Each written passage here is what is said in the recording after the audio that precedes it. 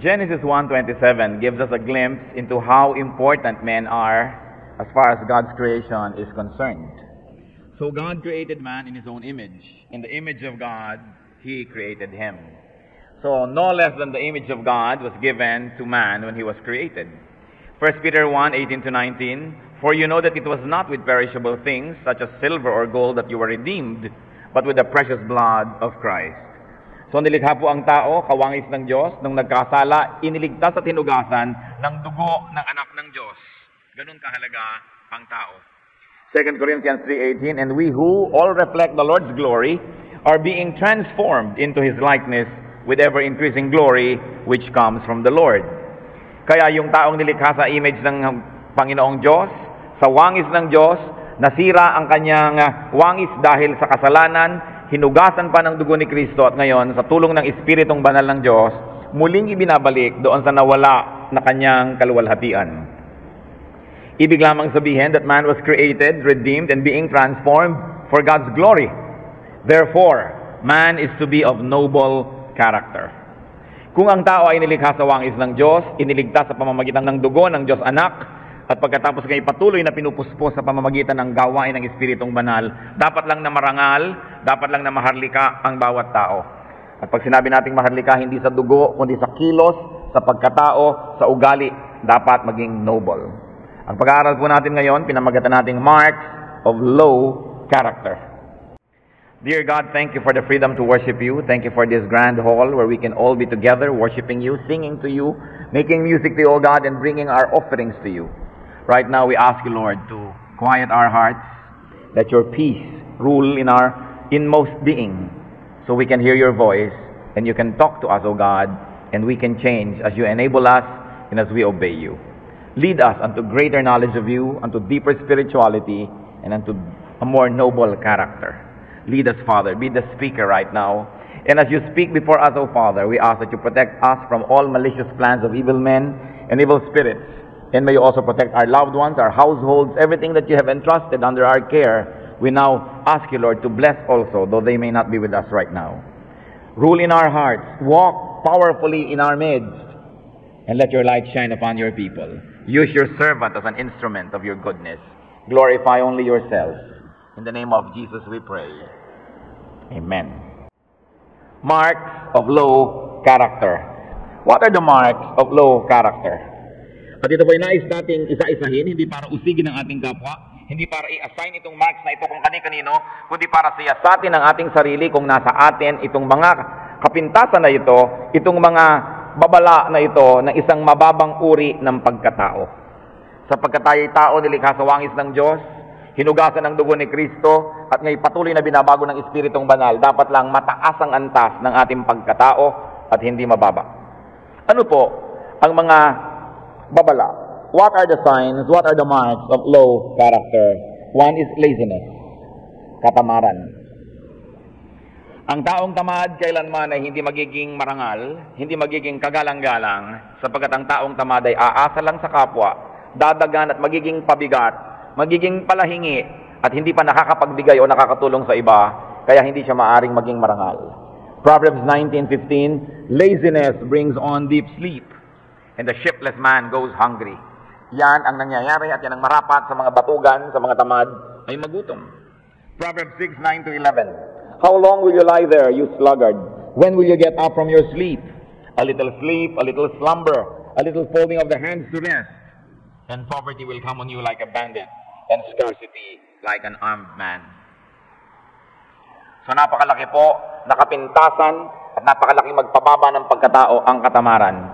Be noble, we should work. And we should work well. Magtataka naman kayo, marami rin namang masipag, pero hindi rin makaahon-ahon kasi kung minsan, yung ginagawa niya, hindi yun siguro ang gift sa kanya, hindi yun ang pinakatamang gawin, o may mas productive pang ibang dapat gawin. But no person of God, no son or daughter of God must be found lazy. Masipag tayo dapat. Laziness is a mark of a low character. Pangalawa, ito ay isang tatak ng mababang uri ng pagkatao. Habitual tardiness. Yung parating huli. May usapan kayong 10, darating 10, kaya lang PM, AM ang usapan nyo. May usapan kayong 8, darating ng 9:30. May usapan kayong alas 12, kumisan darating ng alauna, kumisan alana, hindi na talaga sumipot. Walang kwenta ang pagkatao ng isang taong laging huli. Una, nilalapastangan mo ang oras ng iba na naghihintay sa'yo. Sinasayang mo ang kanilang oras. Dapat pala may nagawa pa silang iba, pero naubos ka hihintay sa'yo. Tapos magtataka ka pa kung sila'y nainis o nagalit. At ang isang taong laging huli, you inspire people to commit sin because they get angry. No? They get upset. So we cause them to sin. Kung nahuhuli tayo paminsan-minsan dahil sa hindi maiwasang pagkakataon, hindi yun ang pinag-uusapan. Ang pinag-uusapan yung talagang pag itong kausap mong taong to, asahan mo na huli. Hindi dapat yan makita sa mga anak ng Diyos. Dapat on time. Pati pagtatanim on time so that you will harvest on time. So Proverbs 20 verse 4, a sluggard does not plow in season. So at harvest time, he looks but finds nothing. Kumisan may mga tao na napaka-polite, soft-spoken, ang tingin mo ang bait-bait, pero tingin kausap mo huli, actually hindi mabait yun. Kasi sinasayang niya ang oras mo, ginagalit ka niya, hindi kabaitan yun. Huwag tayo nagpapadala sa nakikita lang, na akala mo napaka-soft-spoken, magalangin, pero yung pala binastos ka na dahil laging huli. At huwag tayo pong ganon, mga kapatid. Tanungin nyo nga katabi nyo, ikaw ba ang pinag-uusapan? Diba? Lalo kung katabi nyo, alam nyo kung siya nga o tayo ang pinag-uusapan. Hindi tayo dapat habitually tardy because God is always on time. Sabi sa Ecclesiastes, for everything there is season and a time for every matter under heaven. It's important to be on time. Kaya kahit ang isang tao marunong, magaling, skilled, gifted, pero pag laging huli, bumababa ang antas ng kanyang pagkatao. Isa pa pong mark of low character which should not be found among the people of God is love for freeloads. Mahilig sa libre. Pag nakakita ng kapatiran na may swimming pool, walang nang pinuntirya kundi hiramin ang swimming pool na ito. Wala naman siyang kahirap-hirap sa pagpapagawa. Laging gusto, ibinovolunteer pa si Bahoy, si ano may swimming pool, hiramin natin. Hindi naman siya nagpakahirap bumili ng kotse, laging gusto manghiram. Lagi na lang niya gusto, libre ang kain. Gustong laging lakad ng lakad. Gusto naman inililibre siya lagi ng mga kasama. Ang hilig-hilig kumain, ang hilig-hilig magsine, gusto laging libre. Ito po ay isang marka ng napakababang uri ng pagkatao. Sapagkat we should live within our means. Kung hindi mo kayang gumasta, manahimik ka. Pero huwag mong pagastahin ng iba para lang sa iyong mga kapritsyo. Yung gusto mo na magandang damit, hindi ka naman nagtatrabaho. Gusto mo ng magandang cellphone, wala ka pa namang karapatan dahil wala ka pang kinikitang pera. Ang gusto mo pa yung cellphone, may kasamang folding bed. Kung sino naman yung mga hindi kumikita, yan ang mayayabang. Mga estudyante na wala pang kinikita kahit magkano, ang gusto pa yung cellphone na umiilaw-ilaw, sumasayaw-sayaw. Abay, mahiyahiya sa sarili. Tanungin nyo ulit katabi nyo, ikaw ba to? Love for free loads. Gusto ko umattend ng seminar, libre po ba? Gusto kong mag-camp, wala bang libre? Gusto kong makabasa ng libro, wala bang libre? Kita nyo si Jesus, nung iniligtas tayo, sabi ba niyang, pwede bang libre? No, nagbayad siya. Ang bayad niya, dugo at buhay. Ipinakita sa atin ng Panginoon, lahat ng bagay may bayad. Binabayaran yan. Hindi nililibre-libre. Sakit ng mga Kristiyano, yung kapatid natin na yun, may tindahan, doon tayo bumili. Sister, meron bang discount? Bakit? Stockholder ka ba dito? Kasama ba kita nung nagtitipid para magkaroon ng puhunan? Kasama ba kita nagpupuyat para palakihin ang tindahang ito? Ngayong meron na, gusto mong makalibre? Sakit din yan ng mga churches. Pag merong kapatiran na may hardware, may lumber, may kung ano-ano, uy, magpapagawa tayo ng church, panayang parinig doon sa isang merong lumber, o kaya ay may hardware, at gusto lagi makalibre. Lahat ng bayad ay dapat na ibinibigay. Kaya sabi sa 2 Thessalonians 3:7-9, you yourselves know how you ought to follow our example. This is Paul speaking. We were not idle when we were with you, nor did we eat anyone's food without paying for it. On the contrary, we worked night and day, laboring and toiling, so that we would not be a burden to any of you. Sa atin pong lipunan, napakahirap magkaroon ng magandang bahay, ng magandang sasakyan, ng magandang garden, ng magandang kahit ano, kasi walang gustong yung mga linta sa paligid, kundi hiramin, kundi gamitin ng libre. At yan po ang dapat natin, mga kapatid at siya sa atin sa ating sarili. Dapat ang mga anak ng Diyos marangal. If you don't have it, then don't dream of using it. Unless you're invited. Unless you are invited. Yung iba naman, minsan mo lang imbitahin, sa susunod, iimbitahin na nila ang sarili nila. Uy, meron kaming bahay bakasyonan, hali kayo. Di sinama mo. Sa susunod, sister, pwede ko bang gamitin ang bahay bakasyonan mo? May family reunion lang kami. Ang kapal. Naimbita lang minsan, mamaya siya na ang mag-iimbita ng iba. This really is such great indignity for people of God. Low characters. So earn your food. Earn your keep. Unless you're too young, too old, or too sick, we should earn our food. Merong mga alalaki ng katawan, gym pa ng gym. Umaasa lang doon sa atin na OFW, hingi pa ng hingi. Ang gusto pang sapatos, umiilaw ting humahakbang siya. Kaya tayo naghihirap eh. Ang yayabang ng mga tao, hindi naman kumikita. Ito namang isang dalagitang ito, kitang-kita ng hirap na hirap ang magulang, gusto pa magdebu. Gusto pa bababa sa malaking hagdan. Kahit na walang pinanggalingan yung hagdan, basta lagyan ng hagdan. Mga kaartihan na hindi bagay sa mga anak ng Diyos. Low character. We should live within our means. Another mark of low character is ingratitude. Pag may kailangan nandyan, pag nakuha na yung kailangan, nalimot ka na. Tuwing text sa'yo, tuwing tatawag sa'yo, ibig sabihin may kailangan. Kasi hindi naman kahit kailan tumek siya na mabuti ang kalagayan ko ngayon, ikaw kumusta ka? Hindi, laging masama ang pakiramdam ko, may pera ka ba dyan? Magpapagamot ako. Ang mga tao, tatawag sa'yo, text sa'yo kasi may kailangan. Naaalala ka bang tawagan kung masaya? Masaya ako, may 2 akong llanera ng leche plan. Gusto mo bang daling ko sa'yo ang isa? Luke 17:15 to 18, nung ang Panginoon may pinagaling na 10 ketongin, nagtakbuhan na lahat ng gumaling. Isa lang ang nakaalala. One of them, when he saw he was healed, came back, praising God in a loud voice. He threw himself at Jesus' feet and thanked him. And he was a Samaritan. Jesus asked, were not all 10 cleansed? Where are the other 9? Was no one found to return and give praise to God except this foreigner? Alam niyo po yung mga Israelites, mababa ang pagtingin doon sa mga Samaritan. Pero nakita niyo sa mga example ng Panginoon na sinasabi, yun pa kumisang hindi taga-Israel, yung kinoconsider nilang mababang uri, yun pa ang kinakakitaan ng noble character. 10 pinagaling, 9 nakalimot, 1 bumalik sa Panginoon, sabi, salamat po. Sabi ng Panginoon, sa pakiwari ko, 10 ang pinagaling ko eh. Nasaan na yung 9? At ito pang foreigner na ito ang nakaalala magpasalamat, while more is expected from the Israelites, more is expected from the so-called people of God. Sakit po ba natin ito? Ingratitude. Pagka mayroong isang sister na ang kanyang business ngayon ay click na click, ang dami niyang kaibigan, ang dami niyang ka-fellowship, lahat gusto siyang i-lay of hands, lahat gusto ipag-pray siya. Pero subukan niyo na hindi na uso ang kanyang negosyo at wala na siyang pera. May mga tao pa bang malapit? May nakakaalala pa ba? This among Christians. Dapat marunong tayong tumanaw ng utang na loob. Mayroong mga tao na magkakaroon ng ministry at matapos sila na mag-minister ng matagal, magkaroon ng pagkakataong maglingkod sa Diyos, malapit sa Diyos, at makatanggap pa ng support, even from the church. Matapos ang lahat, akala mo may utang na loob pa sa kanila ang church. Naku, salamat. Pasalamat sa akin ang church dahil nag-serve ako. Hindi magpasalamat na nagkaroon siya ng pagkakataong mag-serve. Lack of gratitude. Dapat tumatanaw tayo ng utang na loob. Ang mga taong marangal, ang mga maharlikang tao, hindi lumilimot ng kanilang utang na loob.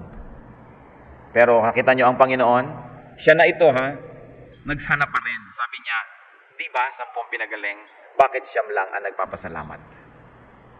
Kaya kahit sa mga altar call ng mga churches, pag tumawag ka ng lahat ng may sakit, may problema, tayo, ang daming tatayo, lalapit para ipanalangin, pero yung magpapasalamat, konti lang. Akala mo isang malaking kahihiyan na magpasalamat. Low character. Another mark is a loose tongue. Katabilan. Love for gossip. Love for immoral talk. Love for foolish chatter. Mga walang katutarang usapan. Kumisan mga usapan pang malalaswa. Mga kwento ng buhay ng may buhay among Christians. Proverbs 20 verse 19, a gossip betrays a confidence. So avoid a man who talks too much. Hindi kagalang-galang ang isang taong sobrang daldal. Sa katunayan, iniiwasan mo na natatakot ka mag-umpisa. Huwag na huwag mong mabating kumusta ka at tatlong Encyclopedia Britannica ang sagot. Huwag masyadong matabil. Ephesians 5:4, nor should there be obscenity, foolish talk, or coarse joking, which are out of place. So Christians, Be noble. Talk less. At hindi tayo lagi nagbibigay ng advice, especially when it is unsolicited. We should define our words and refine our vocabulary, even the topics that we talk about. Kumisan mga kapatid, pag lumalapit kayo sa isang kapwa-tao at bigla kayo nagkukwento, tumigil muna kayo sandali. Isipin nyo, ano ba itong kinukwento ko? Parang walang kakwenta-kwenta yata. Baka sayang lang ang salita. Ang kinukwento ko lang pala, ay, umakyat kami ng puno ng bayabas. Ang hirap pala umakyat ng puno ng bayabas. Tawa ng kami eh. Babaw mo naman. Pag akyat ng puno ng bayabas, kwento. Wala namang kalatoy-latoy yung kwento. So, ipigil mo ang sarili. Ano ba itong pinagkukwento ko na ito? Mukhang walang katuturan. Nakakabawas ng aking dignity. Nasusukat ang aking kababawan. Alam niyo, pag wala kayong masabi, lalo't wala kayong alam, try to be silent. Baka mapagkamalang kayong marunong. Kasi pag tahimik, nag-iisip yata siya. Pero oras bumuka ang iyong bibig, ibinunyag mo na ang laman ng iyong utak. Ang nakakalungkot po dito, yung talagang matatabil at daldal, hindi nila alam na bumababa ang kanilang antas ng pagkatao sa katabilan nila. Akala nila nagiging bida sila. Yung tatawa sila ng kelakas-lakas. Akala nila nagtingin na ng tao humanga. But people of God must be dignified. When people pay attention to us, it must be positive attention, not negative attention. It's all right to be famous, but don't be infamous. Dapat mahalaga ang ating mga ginagawa at sinasabi. At nang sa ganon, tuwing bubuka ang ating bibig, the world will shut up a moment to listen because they know that there is something good to hear. Pero pag nadala na sila ng nadala, wala namang latoy ang sinasabi mo, nobody will pay attention to you and nobody will even listen. Another mark of low character is lack of restraint. Kakulangan ng pagpipigil sa sarili at pagpipigil lalong-lalo sa mga kagustuhan. One of that is love for instant gratification. Ang mga marangal na tao nakapagtitimpi, na ipagpapabukas, na ipagpapaliban ng kanilang kasiyahan kung kailangan gawin yon. So ang mga marangal na tao ay nakakapagpigil gumastos at nag-iimpok kung kailangan. Ang mga marangal na tao ay nakakatanggi sa mga masasarap na tukso dahil yon ang kailangan. 1 Thessalonians 4:3-5. It is God's will that you should be sanctified, that you should avoid sexual immorality, that each of you should learn to control his own body in a way that is holy and honorable, not in passionate lust like the heathen who do not know God. So noble people, respectable people know how to say no to their own appetites. Nakita niyo po ang napakaraming mga mararangal na tao, kilala, pinararangalan, pinagbubunyi, sinasaluduhan, pero yun pala alipin ng isang bisyo na hindi niya mapigil, hindi niya matanggihan. At kadalasan yung bisyong yon ang nagbibigay ng wakas sa kanyang maganda sanang pangalan o maganda sanang career. Love for instant payment is part and parcel of being of low character.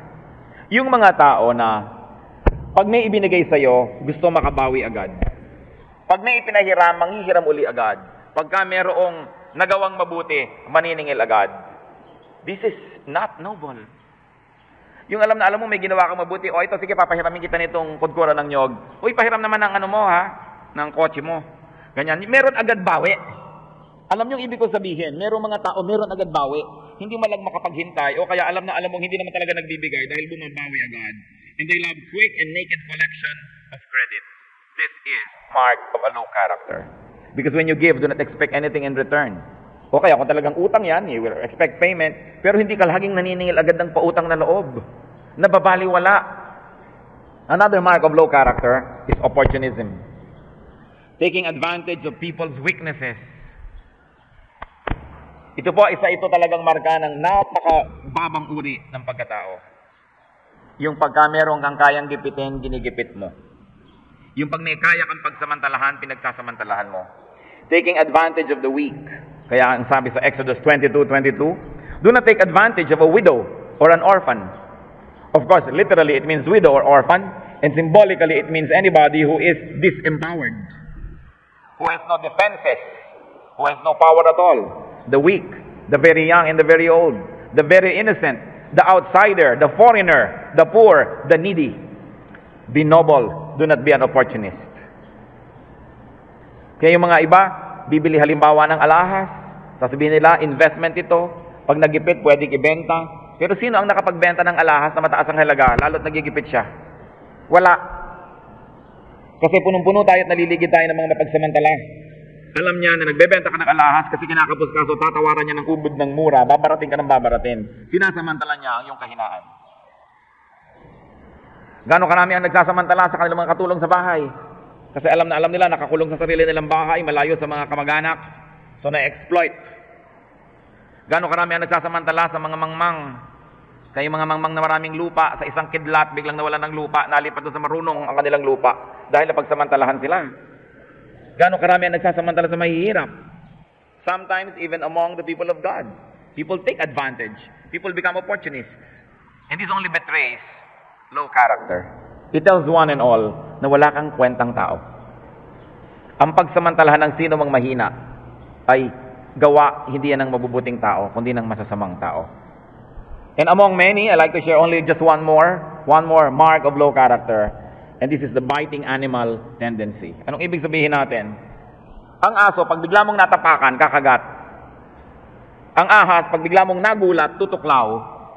Pero bagay ba yun sa tao? May mga tao, pag nasaktan, mananakit din agad. Pag napahiya, manghihiya din agad.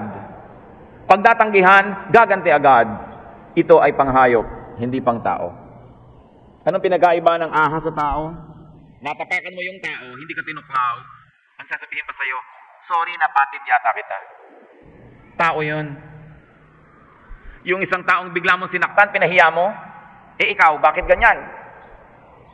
Sasabihin mo, ganito mga kapintasan mo. Ang isasagot, ay, oo nga, thank you for telling me, pasensya ka na. Pero yung ganitong ugaling mababa, pag pinintasan mo, ang ibabalik niya sa'yo, pintas din. Bakit ikaw? Mas masahol ka sa akin. Yun ang nawawala ang kabutihang loob oras na nasaktan. Kailan pa natin patutunayan ang pagiging mga anak ng Diyos, kundi sa mga panahong tayo ay nasasaktan na gustong lumabas ng ating pagkahayop na ugali. Yun ang tinitiis, yun ang tinitimpi para lumalabas yung Spirit of God, the Spirit of peace, the Spirit that is friendly, the Spirit that is meek. So sinasabi nating biting animal tendency, it must not be seen among the people of God. Hindi laging gusto mong bumawi, laging gusto mong gumante. Romans 12:17 and 19 to 21. Do not repay anyone evil for evil. Do not take revenge. On the contrary, if your enemy is hungry, feed him. If he is thirsty, give him something to drink. In doing this, you will heap burning coals on his head. Do not be overcome by evil, but overcome evil with good. Akala ng mga iba dito, yung you will heap burning coals on his head, sinunog mo ang ulo niya, pinahiya mo siya sa paggawa mo ng mabuti sa kanya dahil masama ang ginagawa niya. Meron pong kaugalian sa Israel na ayaw nilang nauubusan ng apoy kasi wala namang posporo nung araw. So yung kalan nila, kahit tapos na sila magluto, nagiiwan sila doon ng mga baga na medyo umaapoy-apoy, medyo buhay pa. Para kung kailangan na naman nilang magluto, dadagdagan lang nila ng ibang panggatong yon, magsisiklab uli. Kasi pag naubos yung baga na yon, paano sila gagawa uli ng apoy? Ngayon, merong mga pabayang tao, at mababa ang pagtingin ng mga Israelito sa mga pabayang ito na nauubos yung baga nila doon sa kanilang kalan at namatay na't lahat. Pagkatapos, kung gusto nilang magluto o magsindi ng ilaw, wala man lang silang magamit. Ano ngayon ang gagawin nila? Magsusuno ngayon sila ng kanilang mga palayok, pupunta sila sa kapitbahay at magtatanong, pwede bang makahingi o makahiram ng baga ninyo yung nag-aapoy, yung nagbabagat pula pa? Kaya ang sabi dito, when you do kindness to this kind of people who are careless, who probably do not seem to deserve being helped, when you actually do good to them, you heap burning coals on their heads. Parang nilagyan mo uli ng baga, yung palayok nila, na sunong-sunong nila pa uwi. Meron na naman silang bagong apoy, they can start life again, and hopefully, they will be touched by your kindness, that they will also be inspired to be kind. So this is really culturally what it means to heap burning coals on people's heads. Akala nung iba, ay masama ang ginagawa niya, gawan mo ng mabuti and you will heap burning coals on his head. Ibig sabihin, mapapahiya siya. No. It's really an honest way to inspire people to bring out the best in them. We Christians are to be noble. Noble in character. Dahil dala mo sa Christian word, yung Christ. Christ plus I-A-N, Christian, meaning little Christ. We cannot afford to be less than noble, to be less than respectable, to be less than honorable, because we carry the name of Jesus. People, especially Christians, are to be of noble character. But remember, humans were distorted by the fall. Humans are continuously being distorted by sin. Sabi sa Romans 5:12, sin entered the world through one man, and death through sin. And in this way, death came to all men because all sinned. But thanks to God, we were saved through the blood of Jesus, His Son. And salvation in Christ also includes the restoration of Christ's image in us, of godly character. Remember, man was made in God's image. Then we fell, and we were redeemed by the blood of Jesus. And now the Holy Spirit is working so that we will change from glory to glory to glory, so that once more we will reflect the image of God. Kaya dapat ang tao, ang Kristiyano, ang kanyang goal lagi to be more and more and more noble, not to be less. Ephesians 4:22-24. You were taught with regard to your former way of life to put off your old self, which is being corrupted by its deceitful desires, to be made new in the attitude of your mind, and to put on the new self, created to be like God in true righteousness and holiness. At dapat po natin yan dibdibin, to put on the new self. Kung nung araw sobra tayong selfish, mayroon pa tayong konting nakatabi, nangungutang na tayo dahil gusto natin safe tayo, hindi na baling masimot natin yung iba, dapat magbago-bago tayo ng paraan. Magi tayong respectable. 2 Corinthians 5:17, if anyone is in Christ, he is a new creation. The old has gone, the new has come. Is this newness shining through? Do people see the new spirit in our lives? Christians are to abandon and outgrow baseness in character. Sabi nga ng matatanda, madaling maging tao, mahirap magpakatao. At kung i-apply natin yan sa pagiging Kristiyano, madaling maging Kristiyano, A, accept, B, believe, C, confess Christ as Savior. Ganun lang ba yun? Madaling maging Kristiyano, pero mahirap magpaka-Kristiyano. At yun ang dapat nating pagsikapan. Ipinangako naman ng Diyos ang kanyang tulong sa atin sa patuloy na pagbabago ng ating asal at mga ugali.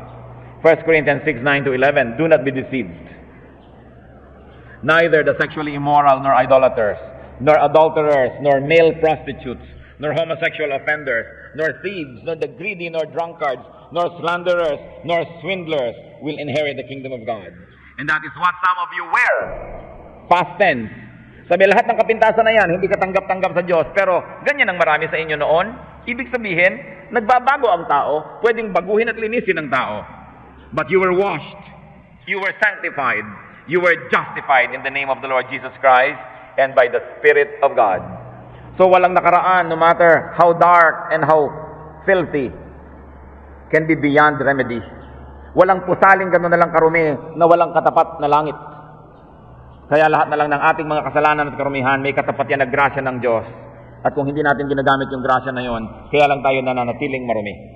Sabi nga nila, pusali man ay may katapat na langit. Kaya napakahalagang isipin na ang grasya ng Diyos ay para sa lahat. Therefore, we have to move on to perfection. Matthew 5:48, the Lord says, be perfect, therefore, as your heavenly Father is perfect.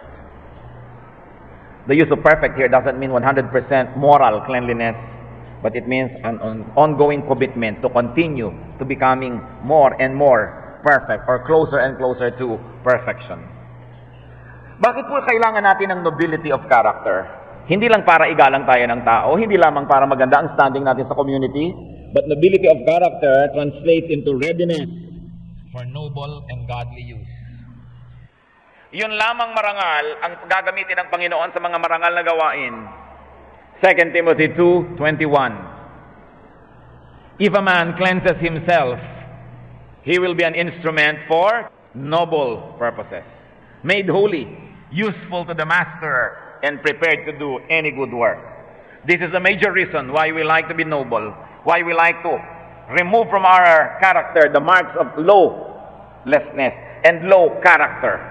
Because we want the Lord to be able to use us for a noble purpose, so that we can be useful to the Master and we can be prepared to do any good work. Napakahalagang isipin yan. Kaya yung mga iba noble na, ginagamit na for noble work, sisirain pa nila lahat, babalik na naman sila sa pusali, parurumihin ang buhay. Therefore, they are no longer qualified for noble work. Nasa ministry na, iiwan pa yung ministry dahil sa tawag ng sanlibutan, dahil sa tawag ng appetite and materialism and greed. So what happens? They become less qualified for noble work, so they lose their ministry or they lose more noble ministries for just any ministry. The works of superstars of the world are less than the works of the least Christian worker. Dapat hinahanda natin ating sarili for the noble tasks that God wants us to do. That's why we have to have a noble character. So, Christian, always, when you have to decide, when you are to open your mouth, when you walk about, when you live with people and interact with people, think noble. Lagi niyong isipin, noble ba to? Kagalang-galang ba itong gagawin ko? Kapita-pitagan ba itong gagawin ko? Susugurin ko itong tao at aawayin ko. Tatawagan ko sa telepono at mumurahin ko ito. Dahil kinagat ako, kakagatin ko rin siya. Papatunayan kong mas malaki ang ngipin ko sa kanya. Papatunayan ko na mas masama ako kaysa sa kanya, na mas masahol pa ako kaysa sa kanya. Philippians 4:8. Finally, brothers, whatever is true, whatever is noble, whatever is right, whatever is pure, whatever is lovely, whatever is admirable, if anything is excellent or praiseworthy, think about such things. You have to make a decision every day. Think noble. Ito bang sasabihin ko, bibitawan kong salita, noble. Ito bang gagawin kong arte, noble. Ito bang isusuot ko na ito, noble. Ano magiging reaksyon ng tao sa akin pag nakita itong suot ko?